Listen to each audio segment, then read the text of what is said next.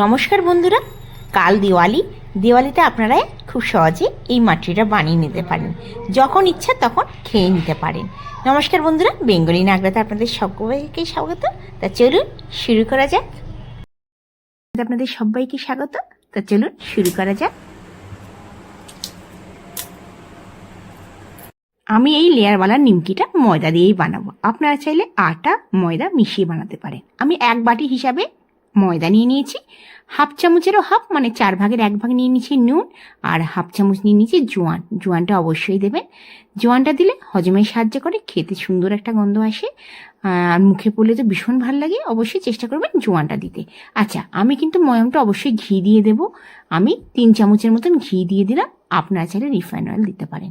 প্রথমে ঘিটা দেওয়ার পর ভালো করে এটাকে ময়াম দিয়ে দেবো। হাত দিয়ে 2 থেকে 3 মিনিট ভালো করে এটাকে মেখে নেব, যাতে এইভাবে দেখুন মাখলে ভীষণ মুচমুচে হবে।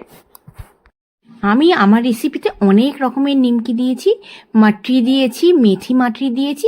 আজ আমি মেথিটা দিলাম না। আপনারা চাইলে মেথি শাক আছে, সেই মেথি মাটরি মানে কসুরি মেথি, মানে মেথি শাক নয়, কসুরি মেথিটা আপনারা দিতে পারেন। আমি এর আগের মাটরিগুলো সমস্ত মানে চেষ্টা করেছি কসুরি মেথি দেওয়ার, কালো জিরে দেওয়ার আর জোয়ান দেওয়া। আজকে আমি সিম্পল শুধু জোয়ান দিয়ে বানালাম। আর এই লেয়ার যে নিমকিটা অসম্ভব লোভনীয়, মানে দেখতে এত সুন্দর লাগে। আচ্ছা যাই হোক, আমি অল্প করে জল দিয়ে আমি একটা শক্ত বেটার বানাবো। যেমন রুটি পরোটা হয় তার থেকে কিছুটা শক্ত, যেরকম আমাদের নিমকি আমরা বানিয়ে থাকি একটুখানি শক্ত। কারণ 10 মিনিট থেকে আধা ঘন্টা আমি রেখে দেবো, একটুখানি নরম হয়ে যাবে। আর যদি নরম মাখা হয় তাহলে কিন্তু আরও নরম হয়ে যাবে। দেখুন অনেকটাই শক্ত মাখা হয়েছে। আর চেষ্টা করবেন একটুখানি শক্ত মাখার জন্য, কারণ তাহলে কিন্তু মানে মুচমুচে ভাবটা একটু বেশি হবে। নরম মাখলে কিন্তু একদমই মুচমুচে ভাবটা অতটা ভালো হয় না। আচ্ছা যাই হোক, আমি আধা ঘন্টা রেখেছিলাম, আপনারা 10 মিনিট রেখে দিলেও চলবে। আচ্ছা রেখে দিয়ে এবার দেখুন আমি ছোট ছোট করে লুচির সাইজের আমি নেব। মানে আমি মাটরি যেটা লেয়ার যে মাটরিটা বানাবো আমি ছোট ছোট সাইজে বানাবো। আপনারা যদি মিডিয়াম বানান একটুখানি বড় নেবেন। আমরা যেমন ছোট ছোট লুচি বানাই সেই আকারেই বানাবো, ওই জন্য অল্প ছোট ছোটই নিয়েছি। আচ্ছা আপনারা চাইলে ইচ্ছা করলে একটা বড় রুটি বানিয়ে নিতে পারেন, নিয়ে আর একটা বাটি দিয়ে ওটাকে কাট করে বানাতে পারেন, তাহলে একটু তাড়াতাড়ি হবে। যাই হোক, আমার এটা সুবিধা, আমি ছোট ছোট করে লুচির মতন বানিয়ে নিলাম প্রথমে। আর বানানোর মানে বেলাটা অবশ্যই একটু পাতলা করে বেলতে হবে, এটা মাথায় রাখবেন, তাহলে কিন্তু ভীষণ নিমকিটা ভীষণ মুচমুচে হবে। আর যদি একটু মোটা করে বেলেন কিন্তু জিনিসটা, যেই আমি লেয়ার নিমকিটা বানাচ্ছি সেটা কিন্তু মুচমুচেটা একটু কম হবে। যতটুকু পারবেন পাতলা বানাবেন। আচ্ছা এরপর আমি পিজা কাটা নিয়ে নিয়েছি। আপনারা চাইলে আমি যে কাটগুলো করবো একদম পাতলা পাতলা কাটবো। আপনারা এটা খেয়াল রাখবেন, বেশি মোটা কিন্তু কাটবেন না, যতটুকু পাতলা হওয়া যায় ততটুকু কাটবেন, তাহলে কিন্তু যে ডিজাইনটা আমি বানাবো সেই ডিজাইনটা সুন্দর আসবে। দেখুন আমি কেটে নিলাম। এবার কেটে নিয়ে দেখুন এমনিভাবে আমি মুড়িয়ে নেব, একদম ভীষণ ইজি। একবার বানিয়ে দেখবেন। তবে হ্যাঁ, এমনি মাটির থেকে এইটা একটু বানানো কিন্তু একটুখানি টাইম লাগবে। এমনি মাটিগুলো হাতে নিয়ে, মানে আমাদের এখানে যে মাটিগুলো হয় সেটা জাস্ট হাতে নিয়ে একটু গোল করে নেয়, হয়ে যায় খুব তাড়াতাড়ি। আর আমি তো দেখেছি আমার রেসিপিটার মধ্যে, দেখবেন আমার চ্যানেলের মধ্যে অনেক রকমের মেথি মাটি আছে, দারুণ লাগে। কারণ চায়ের সাথে আমরা বাইরে মানে জিনিস আমরা চেষ্টা করি না খেয়ে ঘরে বানাতে। আর দেখুন এটাকে কিচ্ছু না, এটাকে রোলের মতন করে নিয়ে জাস্ট একটুখানি মুড়ে দেবেন। আগে অবশ্যই একটু মুড়ে দেবেন, নাহলে ভাজার সময় কিন্তু খুলে যেতে পারে। আর আস্তে করে বেলনি দিয়ে বেলে দেবেন, বেশি প্রেশার দেবেন না, তাহলে কিন্তু আবার ডিজাইনটা একদম চেপটে যাবে। দেখুন সেম প্রসেসে বাকি দ্বিতীয়টা আপনাদের আরেকবার দেখাচ্ছি। দেখুন এমনি করে কাট করে নেবেন পাতলা পাতলা করে। আচ্ছা হ্যাঁ, আরেকটা জিনিস আপনাদের দেখাবো, যেটা আগেরটায় বলতে ভুলে গেছি, আগে কাট করে নিই। আচ্ছা এই দেখুন সাইডে যে এদিকটা, এই সাইডটা আর এই সাইডটা কিন্তু আমরা কাট করব না, এটা মাথায় রাখবেন।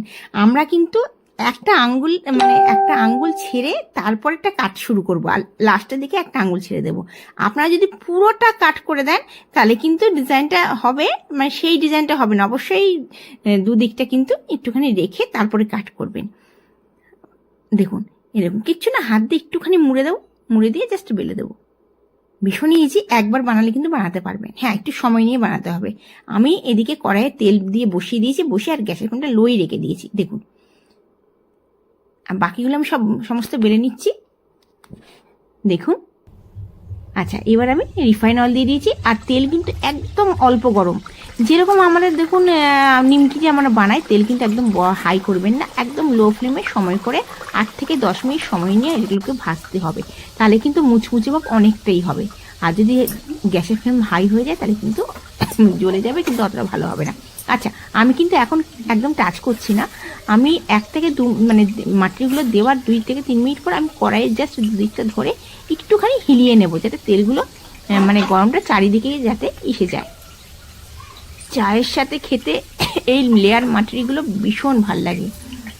আমি অনেক রকমের মেথি মাটরির যে জিনিসটা আমি এখানে এসে দেখেছি, আমাদের কলকাতাতে চাই বিস্কুট কিংবা আপনার চানাচুর দিয়ে খায়, কিন্তু মাটরিটা এখানে লোকেরা খুব ভালো বানায়। মানে চা দিয়ে তো অসম্ভব ভাল লাগে। মেথি মাটরিটা বেশি ভাল লাগে। মেথি শাক যে হয় সেটাকে কসুরি মেথি, মানে মেথি শাকটা কে শুকিয়ে কসুরি মেথি এরা বানায়। কসুরি মেথি খেতেও সুন্দর লাগে, একটা ভালো গন্ধ আসে, আর কিন্তু হজমেতেও সাহায্য করে। আর জিরে দিলে আপনার জিরে কিংবা জোয়ান কিংবা কালো জিরে, এই 3টে মধ্যে যে কোনো একটা দিলেও চলবে। আমি বেশিরভাগ জোয়ান আর কালো জিরে দিই। হ্যাঁ, জোয়ান আর জিরে দিই না, জোয়ান আর কালো জিরেটা দিই। আর আপনারা চাইলে, আমি কিন্তু আজকে একদম সিম্পল বানিয়েছি, আমি কিন্তু বেশি কিছু দিইনি। আর অবশ্যই ময়ামটা কিন্তু চেষ্টা করবেন ঘি দিয়ে বানাতে।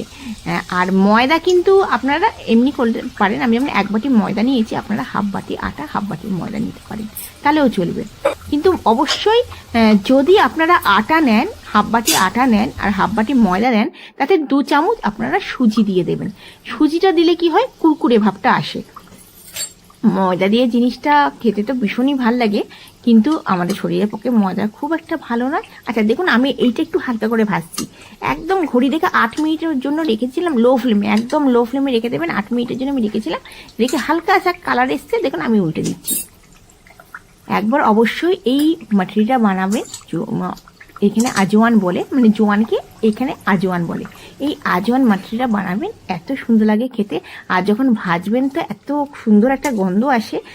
অবশ্যই যে কোনো নিমকি জাতীয় জিনিস যখন বানাবেন অবশ্যই জোয়ান দেবেন। জোয়ানটা কিন্তু আমাদের হজমে ভীষণ ভালো সাহায্য করে। আচ্ছা দেখুন, সময় করে 15 মিনিটের মতন সময় লেগে যাবে পুরো মাটরিটা এটা ভাজতে। আজকে রেসিপিটা যদি ভালো লেগে থাকে অবশ্যই ঘরে বানাবেন। পুজো চলছেই, সামনেই সপ্তমী অষ্টমী। যতই আমরা বাইরের খাবার খাই, ঘরে কিন্তু বানিয়ে খেলে কিন্তু তার স্বাদই একটা আলাদা। বিকালবেলাতে আমরা বাঙালিরা যতই বাইরে খাই, একটু চা তো আমাদের চাই, সকাল বিকাল তো চা চাই, আর চায়ের সাথে তো বিস্কুট চাই। আর এইভাবে যদি লেয়ারওয়ালা মাটরি একবার বানিয়ে খেতে পারেন না, এর স্বাদ কিন্তু ভুলবেন না। যতই বলুন, দোকানের জিনিস দোকানে আর ঘরের জিনিস ঘরে। ঘরের জিনিসের বানানোর, নিজের হাতের বানানোর স্বাদ কিন্তু একদমই আলাদা। তাতে আপনার এই দীপাবলিতে আপনারা খুব সহজেই বানিয়ে ফেলুন মাটরি। চায়ের সাথে খান কিংবা বিকালবেলা কিংবা যখন মন চাইবে নোনতা খেতে আপনারা খুব সহজেই এটা বানিয়ে নিতে পারেন।